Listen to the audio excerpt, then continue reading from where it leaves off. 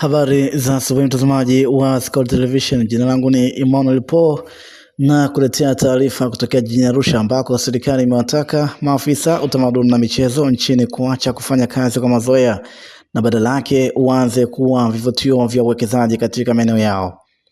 Agizo hilo limetolewa hapo jana Machi 30 na Katibu Mkuu Wizara ya Habari, Utamaduni, Sanaa na Michezo ambaye pia ni msemaji mkuu wa serikali ndugu Gerson Msigwa wakati akifunga kikao kazi cha 16 cha maafisa hao kilichofanyika katika ukumbi wa AICC jijini Arusha. Bwana Msigwa amesisitiza kwamba maafisa hao wana jukumu kubwa la kuwashawishi wawekezaji kwenye fursa za sanaa, utamaduni na michezo, ambapo amesema maeneo kama utengenezaji wa filamu za kitamaduni, ujenzi wa vituo vya michezo na hata uanzishaji wa migahawa ya vyakula vya asili ni fursa muhimu ambazo zinaweza kukuza uchumi na kulinda urithi wa Mtanzania. Kwa namna ambavyo serikali ya awamu ya 6 inavyoijali wizara hii na kuona umuhimu wake, tusipofanya sasa tunaweza tusipate tena hii fursa.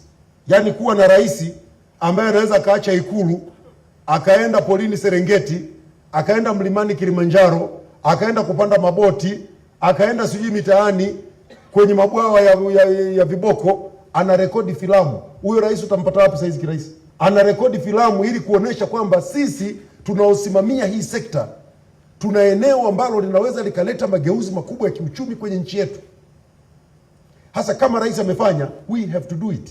Tusibaki kila moja Tanzania the Royal Tour, hata Tanzania the Royal Tour. Wewe ya kwako Masasi the Royal Tour iko wapi? Kagera the Royal Tour iko wapi? Mimi natoka Songea. Kule Songea kuna mambo mengi kweli yamefanyika tangu enzi ya Majimaji. Sijawahi kuona filamu hata hii moja. Ukienda pale unakuta kuna kaburi walizikwa wale mashujaa wa Majimaji 67 kwenye kaburi moja. Ukienda kule Maposeni kule unakuta makaburi ya wapiganaji wa Majimaji, watu juu yake wanalima mihogo.